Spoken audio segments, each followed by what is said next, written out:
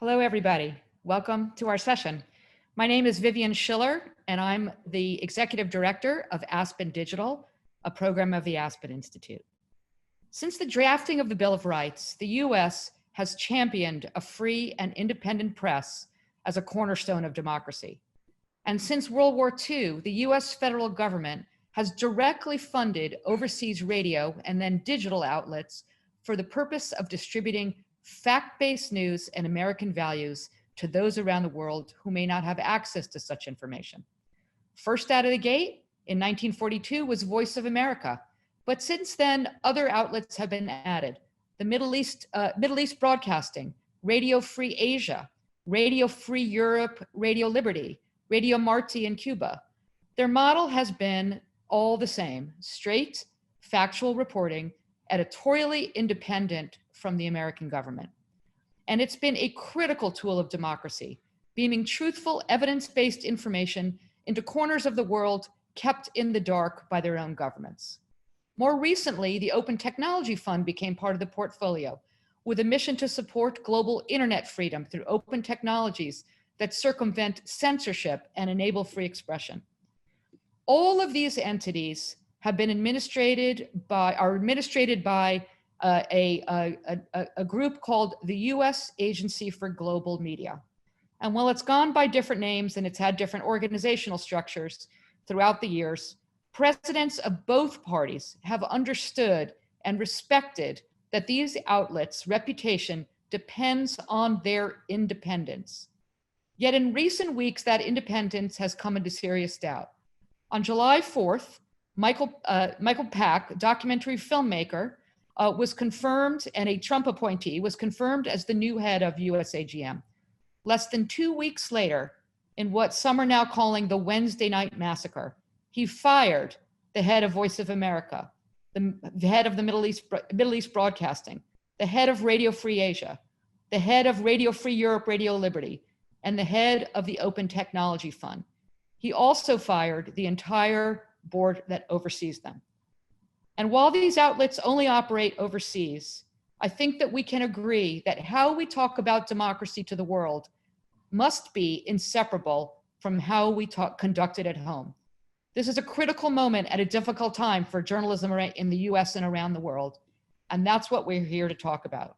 We have 4 fantastic employees, all of whom were employed or part of USAGM mere weeks ago.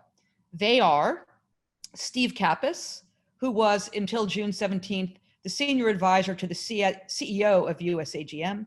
His role was to provide expert advice and guidance on all matters involving the agency's mission, operation, strategic plan, and priority.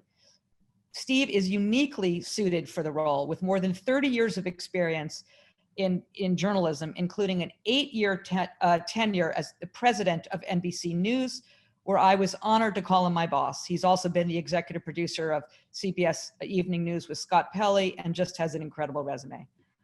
Ryan Crocker, until June 17th, was a board member of the U.S. Agency for Global Media.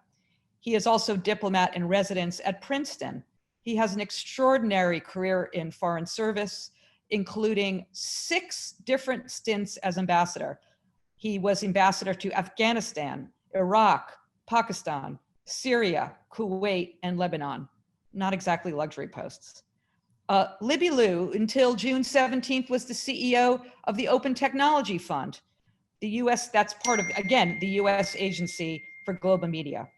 There she provided strategic and operational direction to meet OTF's mission of advancing internet freedom around the world. She is also, importantly, the prior president of Radio Free Asia. And lastly, Ben Scott, who is a member of the Open Technology Fund Board of Directors. Although that is a title that's in dispute, we will get to that in a minute. Ben is also the executive director at Reset, an initiative run by Luminate in partnership with the Sandler Foundation, focusing on tackling digital threats to democracy. As we bring all of our speakers on camera, I want to just remind you that how this is going to work. For the first half of the session, I will engage in a conversation with all of our panelists, and then a little bit later, we're going to be taking your questions. So if you look on your screen at the bottom, you see that Q&A button. at any time starting now. Feel free to click on that button, enter your question. Don't put it in the chat. Please put it in the Q&A. And if you are comfortable doing so, it's really helpful if you can include your name and your affiliation. I should warn you that we're not going to be able to get to all the questions. We never do. We have such wonderful audiences that are full of curiosity, but we will do our best, and my colleagues are helping to curate those questions. So again, enter those at any time. Okay, so welcome everybody. We're missing Ambassador Crocker though, who we were going to start with. So sorry, we're working on it. Okay. Well, not exactly sure where he went, but he will be with us shortly. So I really want to start by just talking about just level set before we get into the events of today. Just talk a little bit about how these platforms work, how they operate, how they're funded, how they're structured.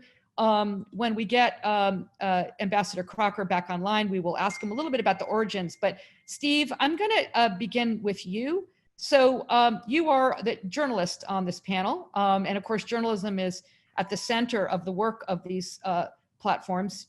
Tell us a little bit about your role, and tell us a little bit of what you've experienced as you've been part of the organization in terms of the kind of journalistic coverage that you've seen. How does it differ from commercial operations, for example? Well, Vivian, thanks for having me and the other panelists today. I look forward to the discussion. I think it's an incredibly important time for USAGM. The United States Agency for Global Media is the parent organization, if you will, the government agency that funds these independently operated networks. The networks are vitally important institutions with a long, proud history and tradition. I was drawn to this agency about a year and a half ago because after some 30 years in the commercial journalism business, I wanted to go into the public sector, the public media sector. And that's what drew me immediately into this organization with, as I say, such a proud tradition. When you think about what Radio Free Europe did during the Cold War, when you think about the Voice of America and everything that it represents, when you think about Radio Free Asia breaking the news of the Uyghurs a couple of years back. They were the first to report the situation there with the Uyghur Muslim population. And the examples are endless, but this is vitally important work that is done in the name of the United States, funded by the United States, however, operating independently. These are not state-controlled entities, but state-funded entities. Big difference. It certainly is. Thank you, Steve. And Ambassador Ryan, I'm going to call you, Ambassador Crocker, I'm going to call you Ryan if you don't mind. I'm glad we could have you back. You've been part of the USAGM, it was then called BBG, when you started Broadcast Board of Governors since 2013. Can you talk to us a little bit about how it operates? How is that independence manifested? How is just the structure of the organization protect the independence of the individual entities? Well, thanks for having me, Vivian, particularly at such an important time. Listening to Steve Kappas just now, it calls to mind the very first VOA broadcast. That was February 1942. We'd only been in the war a few months after Pearl Harbor. The days were kind of dark. And here's this wonderful quote from that first broadcast by William Harlan Hale. We bring you news. We bring you voices from America. Today and daily from now on. We shall speak to you about America and the war. The news may be good for us. The news may be bad. But we shall tell you the truth.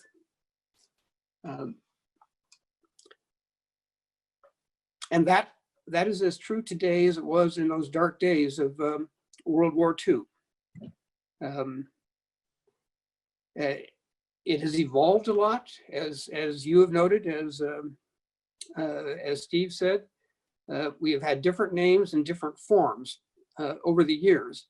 And the organization is constantly evolving for the better. And I think one particular example of that would be what the last, if you will, USAGM board did, which was to create a CEO position to improve efficiencies, but mainly to get the best people in all the right places. And that, as I look back, I think was our signal achievement. We look at who we had running VOA: Amanda Bennett, a two-time Pulitzer Prize winner. We brought in my former colleague and current friend, Alberto Fernandez, to run our Middle East broadcasting network. Alberto speaks flawless Arabic and was able to penetrate into markets where we needed to be and just hadn't been before. He is the only person I know in the Foreign Service who could actually go on Al Jazeera, debate our adversaries, and prevail. We got a twofer with Libby Liu. Libby, from whom you'll be hearing later, just revolutionized Radio Free Asia. In the process, saw how important technology was. So we shifted her over to run the OTF while bringing up Bei Fang, her superb deputy at RFA, to run the whole show. So on it goes. Radio Free Europe.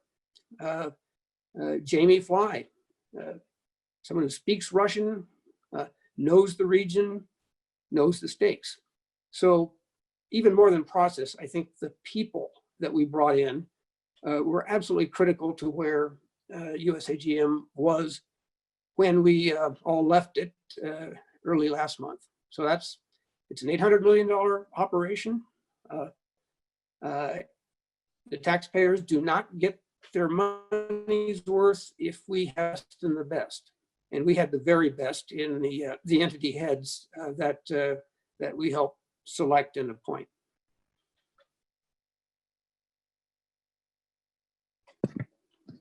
Thank you, Ryan. We're going to come back in a minute to what is happening today. Libby, I want to turn to you to talk a little bit about the Open Technology Fund specifically. You started it while you were also running Radio Free Asia, and you turned it into what appears to be an incredible weapon to combat misinformation. You'd think particularly coming out of China. That strikes me as an incredibly valuable set of tools today. So I've read that nearly 2/3 of mobile devices around the world use some piece of Open Technology Fund supported technology. So talk to us a little bit more about OTF. Okay, thank you so much, Vivian, and thank you, Ryan. What can I say? A little bit about the structure. So under the BBG and the USAGM, there are both federal and non-federal or private corporations that do this media. In 1996, when the Congress created Radio Free Asia and the BBG, there was a very thorough and lengthy debate over how the Radio Free Europe version for Asia was going to be set up. And in the conference language, it's really important to note that the reason these are the grantees are private corporations is to provide the US government with an arm's length relationship, because inherently the work of the surrogates, the private corporations, is to provide news and information that those nation states are censoring and keeping away from the people. So Radio Free Asia's work is dangerous by nature. We all know that information is power, and that's why tyrants love to control the media. In RFA's markets, news and information are censored and manipulated to the point where citizens don't have self-determination anymore. So to investigate, corroborate, and research news and information that's been purposefully blacked out, many, many, many lives are at risk. The extraordinary people at RFA risk their lives, the lives of their families, all in the pursuit of truth to share with those who need it, with the communities and the families in their homeland that they're never going to see again. So the regimes invest mightily in tactics to silence the truth and deter people. So in many ways, our people are targeted, harassed, detained, jailed, tortured, and disappeared, including 60 family members of our Uyghur journalists. You can imagine how intolerable a situation is when an organization dedicated to telling the truth is made up of individuals who are persecuted for doing that. So we thought there had to be a better way. And we created OTF with the Congress's help in 2012. And this was to try to bring the internet back to its original vision, right? The internet was envisioned to harken a world of enlightenment and democratizing ideas. And we wanted this world to be where people could be connected and engaged without the threats they face offline. But the enemies of the internet, including the CCP, Russia, Iran, quickly showed us that the internet could be weaponized and used against freedom. So at OTF, we support and created and nurtured a community of people committed to this vision of making the internet what it can be, rather than leaving it to be perverted by the power hungry. So OTF is a corporation of true believers in the power of the internet to realize its earliest aspirations. The internet has the potential to restore basic human rights that have been denied to people offline.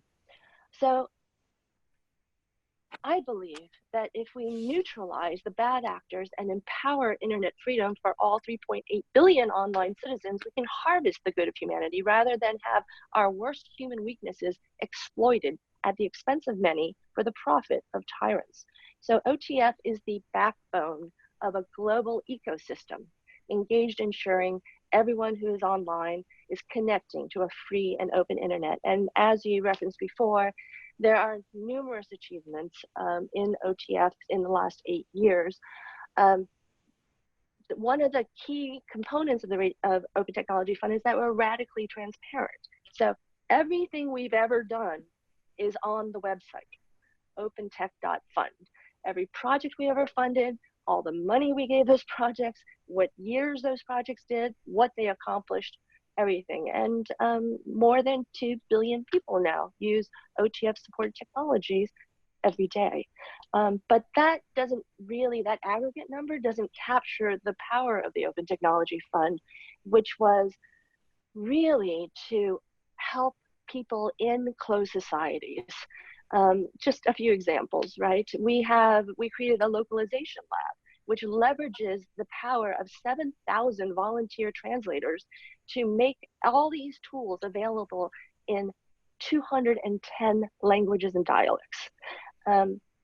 We have done rapid response interventions in more than 40 countries. We have supported internet access, privacy, security tools that are regularly recommended by the leading digital protection organizations. And we are a field-focused organization, which means that the OTF ecosystem spreads all over the world in all of these hotspots, as you probably know.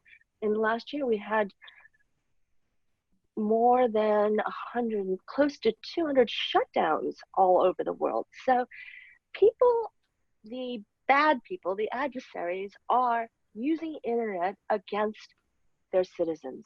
And the Open Technology Fund is there to counter that authoritarian approach. Thank you. Thank you, Libby. Ben Scott, I want to turn to you. You, in your work with Illuminate, of course, you look at internet freedom issues all over the world. So you have a very broad context. So can you talk to us a little bit about the role of the Open Technology Fund, their tools that they have created and distributed? How does that interact with other services around the world to give access, to give people access to information? And what's at stake? What is from in your view? What is the most important role of OTF? I lost you for a bit of that question, but I'll jump in as if I heard it all. Okay. Not only does my current work really focus on the free and open internet, but I've been doing this for a long time. In fact, I was at the State Department when Hillary Clinton was secretary, and the original internet freedom agenda, I think I've lost you. No, we can hear you. You're good, Ben. Oh dear. We have been having our share of technical issues today, but that's okay. We are going to, I want to turn now, and I'll come back to Ben when we get him back online.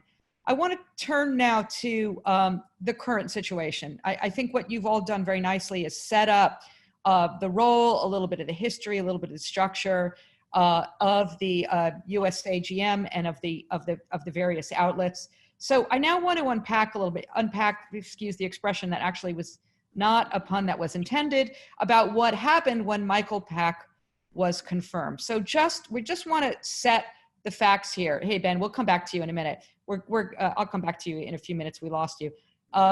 Let's just talk about exactly what happened. So Michael Pack was confirmed at the beginning of June, correct? And then Ryan, I'm going to let you, if you don't mind, maybe you can pick it up from here. What happened after the confirmation and how to where we are today, and the firings of the heads and the board of the USAGM. Well, some of these things we do understand, some we don't. The legislation that established the CEO position also stipulated that when the first presidentially nominated Senate confirmed CEO took office, that the board on which I sat, the USAGM board, would disappear. That's in the legislation. We knew that. What we didn't know is what Michael Pack would want to do vis-a-vis the various entities. So we stayed on really as mirror boards, really to just give him the opportunity to take over and not removing the people that we worked so hard to recruit for the various entity and agency heads. So his decision to abruptly fire all of them and to fire all of us, for me at least, came as a total surprise. He had not communicated that or anything else in any way, but with one stroke of the pen, he removed those who are absolutely the best and the brightest in their fields. That is not the sort of thing you're going to replace overnight. You are not going to find that quality again. And I think it raises some very legitimate concerns over where he is going to try to take this, this agency and its components. Again, the mission has been clear from 1942 all the way up until last month. But I am deeply concerned that through these abrupt terminations, his intent and the intent of the administration behind him is to effectively turn USAGM into precisely those state-controlled media agencies that we are locked in battle with. Our job is to tell the truth. Their job is to produce propaganda. And it would be a tragedy to see us effectively become like those agencies and those governments that have tried to keep the truth out. You have been, Ryan, ambassador to 5 countries, all of them hotspots, all of them places where access to information is fraught, to say the least. I would think, did you have conversations with Michael Pack or any of his associates asking you for your guidance or your thoughts about how the agency or how the property should evolve? I would think he would have sought you out for that. Well, we conveyed early on that we were ready, willing, and able to talk to Mr. Pack at any point. His nomination, as you know, was up there for quite a while before he had the hearing and the vote. But our consistent signal was, we're ready to engage. We're ready to have that conversation. And to my knowledge, he did not pick up that invitation from any of us. There just was zero contact from Mr. Pack back into the agency. Ben, hopefully we've got your audio working now. You are not a board member of the USAGM. You're of the governing board for the Open Technology Fund. So I guess that's a slightly different structure. And I think depending on how you talk to, you are considered either no longer in that role or you are in that role. Can you just let us know what the status of the Open Technology Fund is right now? So my point of view is that the actions taken by the USAGM were not lawful, and therefore the Open Technology Fund board still sits, and that the dismissals that took place earlier this month are null and void. That question currently sits before the court. We have put forward a lawsuit, as you may know, for a temporary preliminary injunction to halt that action until such time as we can resolve this question of authorities and as to the governance of the Open Technology Fund. In my view, the independent governance of the Open Technology Fund, like the other entities under review here, is critical. It's not just that these entities were set up to tell the truth and to defend human rights and to support political dissidents. It's that their ability to do so sits on the knife edge of trust and credibility of some of the most vulnerable and most persecuted people on the planet. And those are people who risk their lives every time they turn on the radio or they tune into a broadcast of one of these outlets, every time they pick up their mobile device and they use an application produced and funded by the Open Technology Fund. They're taking a risk, and they take that risk based on their trust in the organizations that deliver it, in the people they know who are behind it. So there's a big question about perception and trust and credibility, and that sits right on this governance issue, which has long been at the center of the debate about how USAGM and before it the BBG oversaw the independent entities. And I've been in the internet freedom business for a long time. I was at the State Department working on internet freedom for Secretary Clinton when the Open Technology Fund was first founded, when the whole idea of a bipartisan support and a congressional appropriation for internet freedom first came about. It was an extraordinary moment in time. It was bipartisan. The support was bipartisan, right? From the very beginning, bipartisan. If anything, I would say that the most vociferous advocates for the internet freedom appropriations were on the Republican side. And it was an interesting moment. You'll recall 2011, the Arab Spring, the moment when these kinds of tools first became major influential factors on the international stage in the international relations and foreign policy. Secretary Clinton made it a big issue. And then, but what I want to remind everybody watching is what happened the year after the Open Technology Fund was founded, which is Ed Snowden. The Snowden disclosures were a shock to the system all around the world of whether the United States government could be trusted with secure communications, whether anything coming from Uncle Sam could possibly be taken without a grain of salt. And the fact that the Open Technology Fund has not only managed to sustain its community of trust and credibility all around the world, the fact that the Open Technology Fund's tools are now used by over 2 billion people around the planet, despite the blow to American credibility that came from the Snowden revelations when it came to secure communications, is nothing short of astonishing.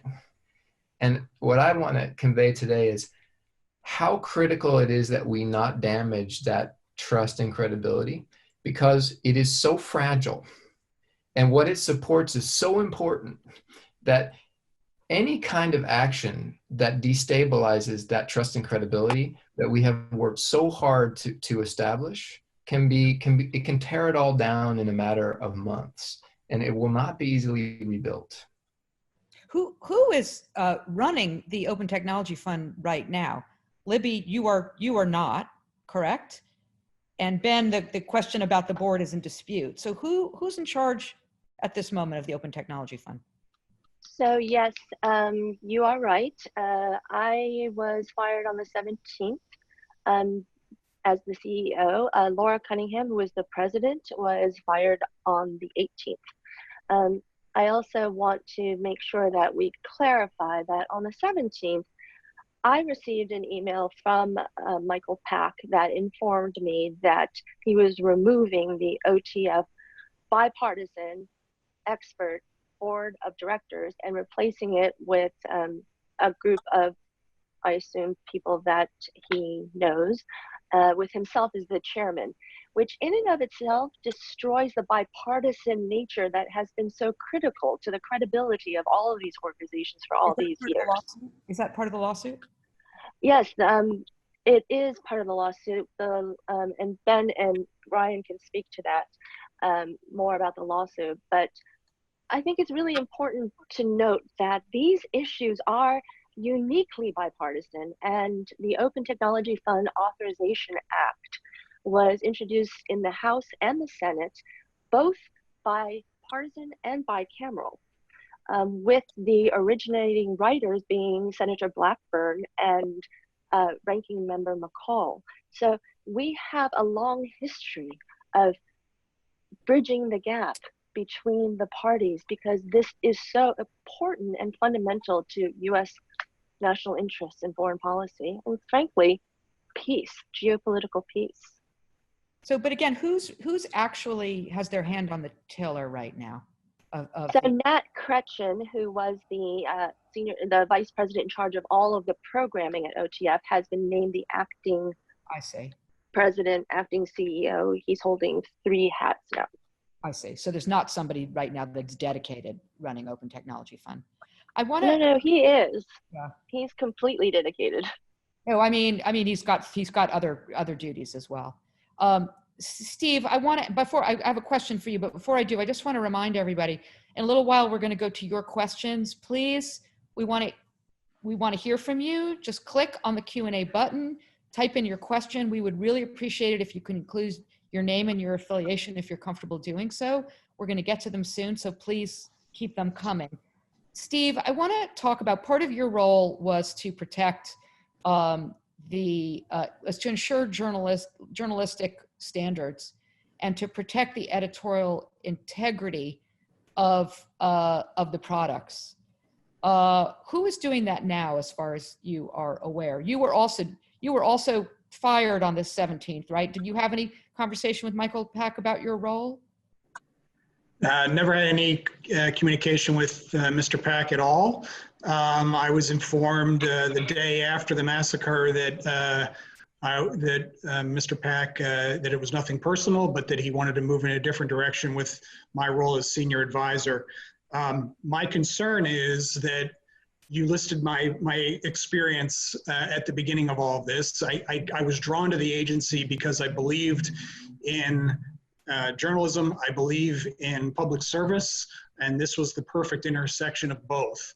But you know, when you take an Amanda Bennett and force her out of the role with her experience at Voice of America, you take the director of editorial standards at Voice of America, a very highly regarded individual, and move him out of that job.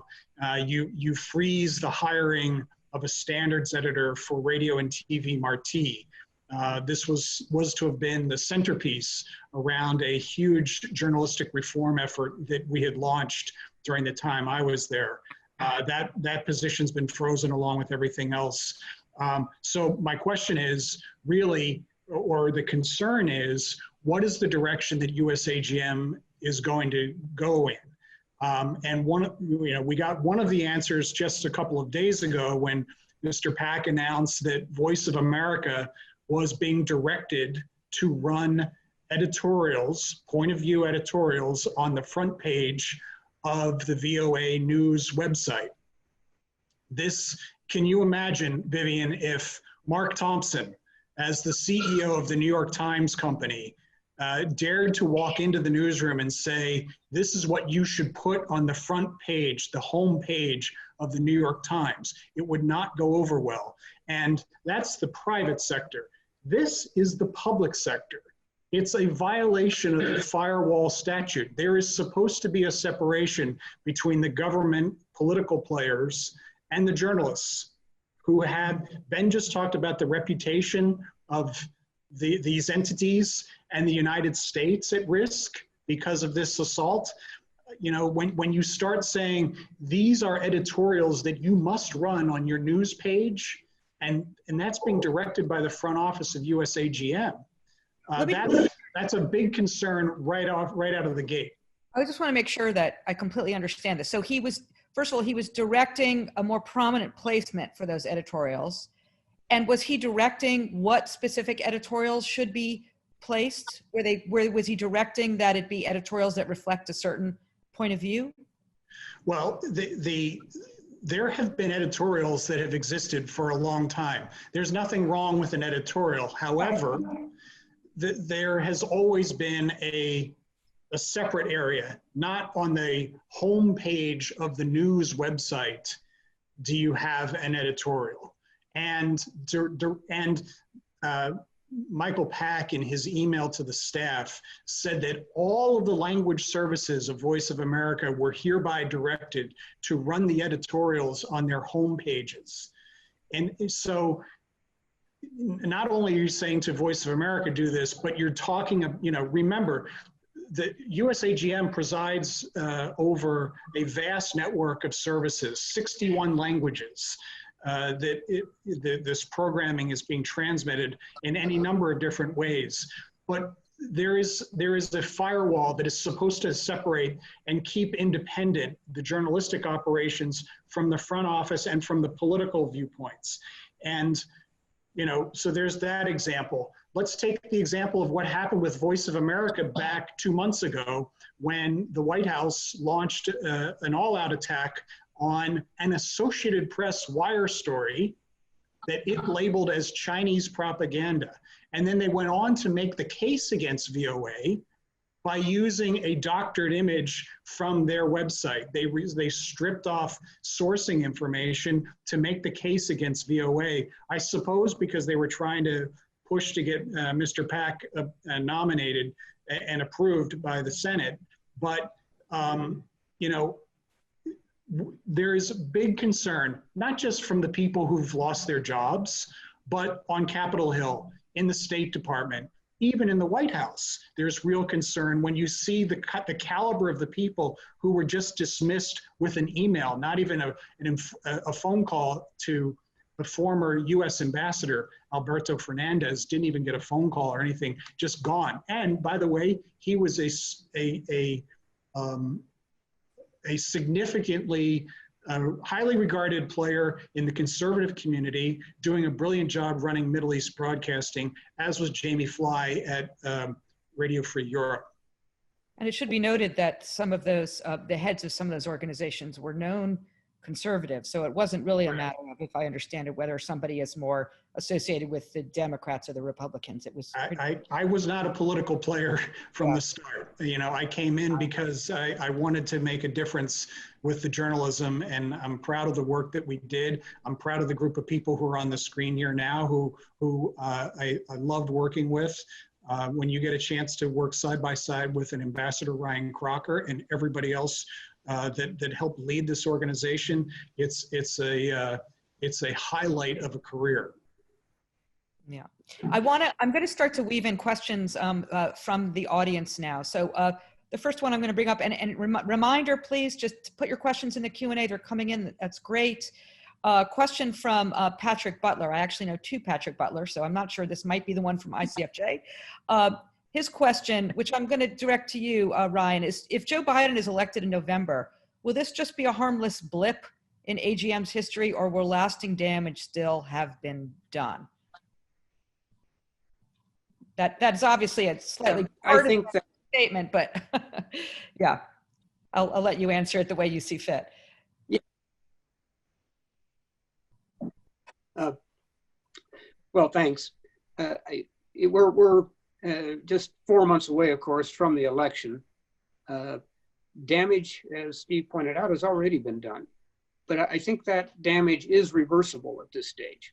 And I think shining some light on the issues, as you were doing through the conversation we're having today, will be very helpful in that regard. As the presumptive nominee, I understand that Mr. Biden has already set out there that if he is elected, Mr. Pack will no longer be CEO. So I think, again, that this is reversible, but the damage is real.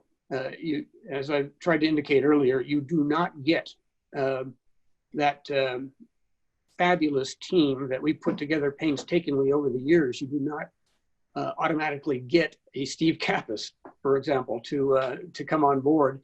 No reasonable person could doubt his objectivity. He demonstrated it every day through his long career as a journalist, and to have created an environment in which he would be very comfortable working in, I think speaks volumes about the good that was done. The bad is being done. Again, I think it's reversible, but it's going to take time and a highly focused effort. If Mr. Biden is not the next president of the United States, I think we can say goodbye to the whole notion of an objective and unbiased international media. We have a number of questions from an individual who is objecting to some of the things this panel is saying, and I feel that should be represented. It is from Daniel Robinson, who is described himself as a former foreign, domestic, and chief White House correspondent, language service chief from 1979 to 2014. I assume that's for the broadcast board of governors entity. He doesn't say. I'll just paraphrase because there's a couple of very long statements, but he wanted to express that major media reporting on changes under Michael Pack have all been negative, accusing him of being unqualified and a threat to VOA and other agency entity journalistic integrity. Yet, again, I'm paraphrasing. Yet, you have yet to see any actions that have proven to damage or reduce the VOA agency's media credibility. In fact, he points to evidence to the contrary that the Mr. Pack's choice for acting VOA director, Mr. Bieberjay, and apologies if I've pronounced that wrong, has so far been warmly received by many current and former VOA employees. How do you respond to these statements that, in fact, if I will to paraphrase, I think his several questions is that you are expressing concern about things that have yet to happen and for which there is no evidence that they will happen. Ben, do you want to add something to that from the point of view of the Open Technology Fund? Well, I think I'll say one sort of broad response, and then I'll tell you what I think about it from the Open Technology Fund perspective. You know, like some of you perhaps, and perhaps others who are watching, who saw the recent Netflix documentary about the 1990s Chicago Bulls. It's a little bit like coming in and saying, well, we fired Michael Jordan, but don't worry, the Bulls are still going to be a great team. And Steve Kerr is now the captain, and he's been on the squad for a while, and everybody sort of likes Steve, but TBD on what the future direction of the team is going to be. But we're going to have a new name, and we're not going to play in the same league anymore.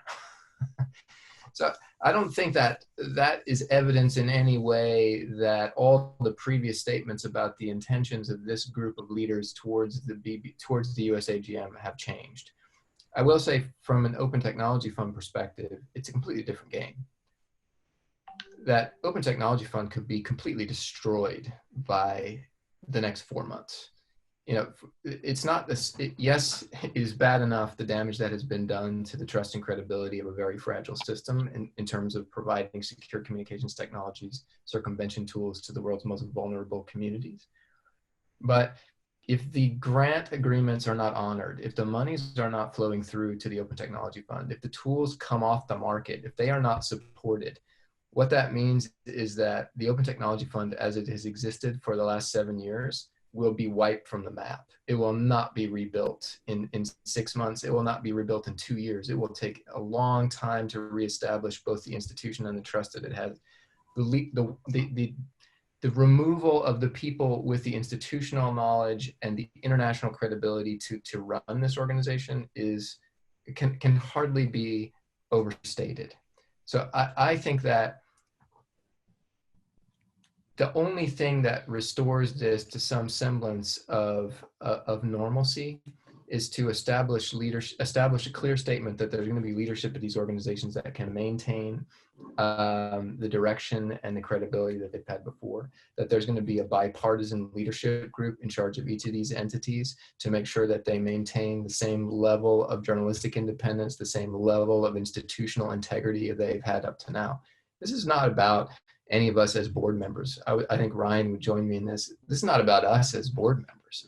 What we're looking to see is that these organizations are stewarded properly according to their long traditions and histories, and that the services that they provide to vulnerable communities around the world continue to be at the top level of quality that represents the US government and the American values that we want to see in the world.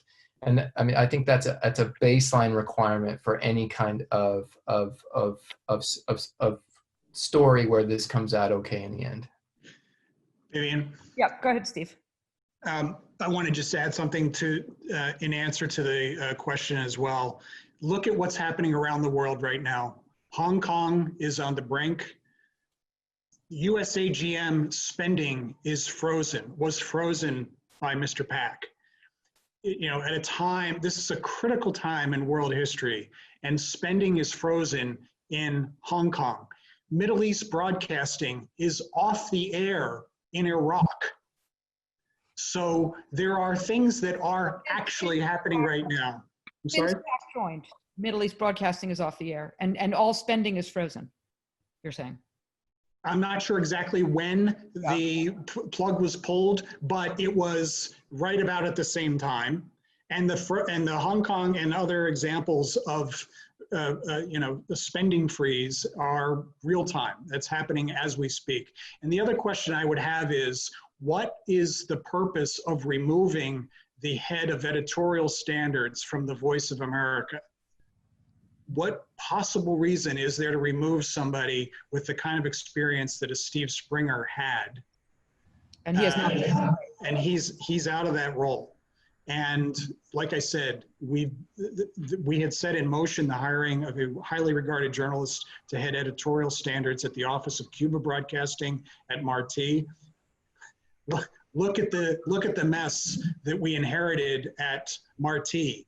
There were all kinds of problems there, and this has been for the last year plus a major source of a major project where we were trying to rebuild that entity, to rebuild Radio TV Marti in the aftermath of publishing anti-Semitic garbage directed at George Soros, in broadcasting manufactured news events, staged news events, and we took action against employees.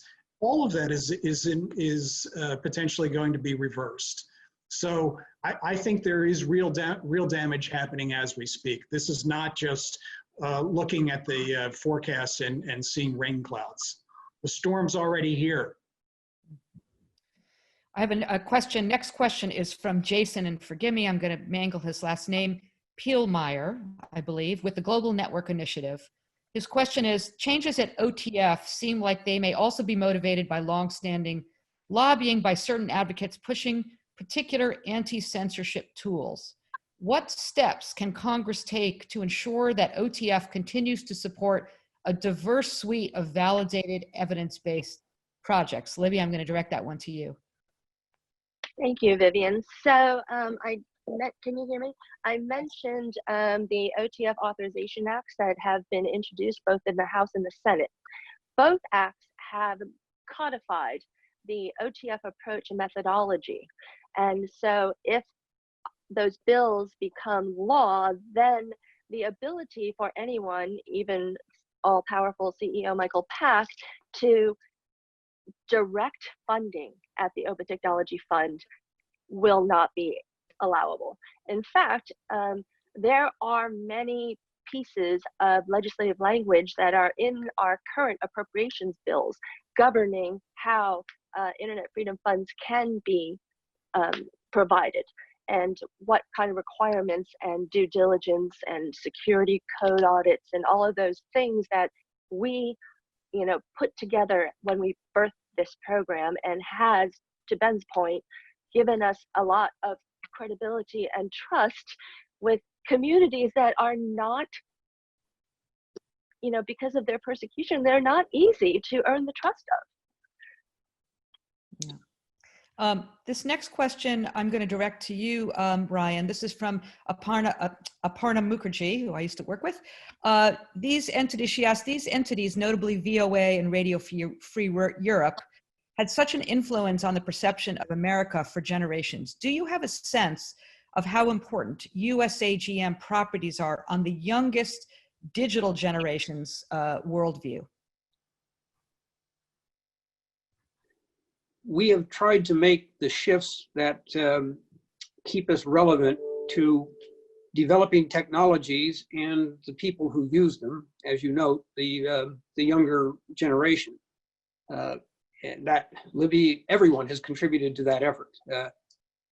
It's a subject of conversation in every board meeting we had, I think, over the years. You know, we have good content. Have we got the means to deliver it? And this gets at both, again, changes in societal views from between generations, but also what our adversaries are doing to keep us out. And that OTF under Libby was geared precisely to that.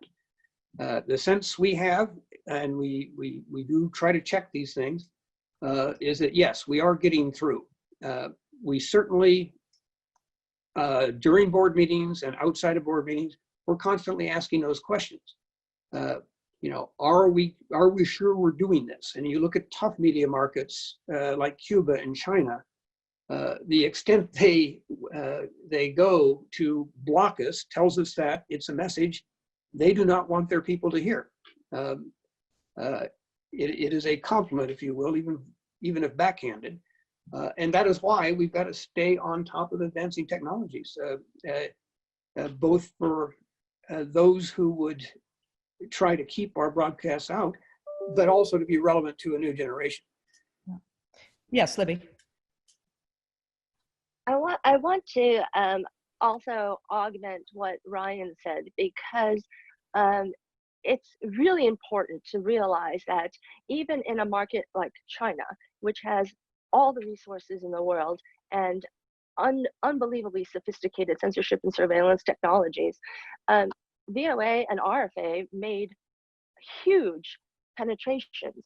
In 2017, RFA's weekly branded audience was estimated at 14 million, but the RFA unbranded, because, you know, to survive in the internet in China, you have to take the RFA name off, accounts for 44 million weekly users. So it does work.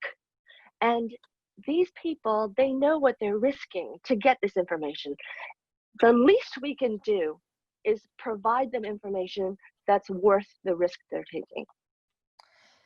Thank you. I'm going to take a moderator's prerogative and ask my own question and then come back to other questions. By the way, before I do, I want to note that Daniel Robinson, who provided that challenge earlier, has been in the question section, which the audience can't see, has been refuting some of the things that you're saying. Rather than doing a back and forth, I'm going to invite Mr. Robinson after the fact to please, if you want to write something and share that with us, we'll take a look at it and provide a forum for, you know, fact check, verified opinion pieces about what's happening. So I just want to mention that we're not trying to shut down dissent. It's just the nature of this format. So anyway, I'm directing this at Daniel Robinson. That is an open invitation.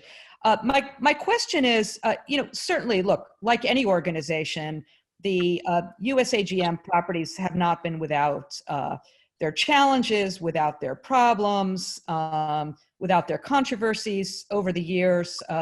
You know, we've seen that. We don't need to do a whole litany. It happens at every organization. Given the challenges that the organization, you know, has faced over decades, like any other organization, and given the fact that we now live in a world that is very different than 1942, when information is so ubiquitous in much of the world, not all of the world, is there, putting aside the need for the technology by bypass. Is there a need for an American government-funded entity when there are the BBCs of the world, the CNNs of the world, and everything else? Ryan, I'd love that to direct that to you first. It's a great question, and it's a question that I asked actually when I first came on the board back in August of 2013. I had been ambassador to Iraq and I had been ambassador to Afghanistan. And for all of the challenges both countries face, one thing they do have going was a free media. They really, just about every point of view could be broadcast by somebody. So I put that question on the table.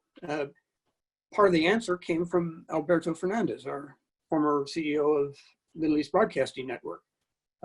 Not in what he said, but what he did. He launched or authorized a very hard-hitting set of broadcasts on corruption in Iraq. Well, that's something that no Iraqi media outlet would really touch because the consequences could be very, very serious. Physical harm, whatever it might be. So Alberto's focus on that, getting that message into Iraq and to Iraqis, was something that no one else could do or would do. And again, as long as you are maintaining your reputation for honesty and truth-telling, 1942 up until last month at least, then you're going to be able to go into sensitive areas and have people find you credible. And again, it's something no one, even in the statutorily free media environment of Iraq, local broadcasters aren't going to run that risk. We can. Thank you. We had a, yeah, go ahead, Steve. I was just going to say, Vivian, it's interesting to me that, you know, these reputational issues are real, that we can, you know, Radio Free Europe has been targeting young news consumers in Belarus using TikTok in answer to your question earlier about how to stay relevant and how to reach people with current technology. So you're using TikTok. Well, what are you programming in there? If it becomes a steady stream of propaganda or information that's not really relevant to that market or that audience, then everything's going to be lost. During this period of the pandemic, we have seen record-breaking performance across the board all around the world. So why should a Radio Free Asia still exist, or why should American taxpayers fund that sort of thing? You know, if you're in Cuba right now, arguably the most reliable source of accurate information about the pandemic is going to come from the journalists in Miami at Radio and TV and Digital Marti. If Marti instead chooses to just broadcast a steady stream of propaganda that is not of value or not useful, why should anybody take the time to tune into it when in fact they have been focusing on this in record numbers all around the world? The only way that people in North Korea are going to get accurate information about what's happening in the world is arguably from Radio Free Asia, and so on and so forth across the board. And you know, now, okay, Mr. Pack wants to put different leaders in charge of these networks. Ambassador Crocker just listed a terrific example of what's at stake with Middle East Broadcasting, Radio Free Asia, with the kind of work that they've been doing. Jamie Fly was doing incredibly strong work at Radio Free Europe, and he's now out of the picture. Stakes are high. It is indeed. We're out of time, but I do want to share some breaking news in our last moments, which is it was just shared with me, a letter that went to Michael Pack. I will read just the first sentence. It says, "We write to express our deep concern regarding your recent actions to terminate the heads of the 3 private grantee networks It goes on to talk about this is a critical moment in history where malign actors, including Russia, China, and Iran, are using advanced tools. I won't read the whole thing, but I will add that these are the signatories: Marco Rubio, Lindsey Graham, Jerry Moran, Susan Collins, Dick Durbin, Patrick Leahy, Chris Van Hollen. That is a bipartisan group. So Absolutely. the story is not over. I really appreciate all of you being with us. Thank you so much. And we will continue this conversation. Thanks, everybody. We'll post the video later. Look at Aspen Digital's Twitter feed. Thanks so much.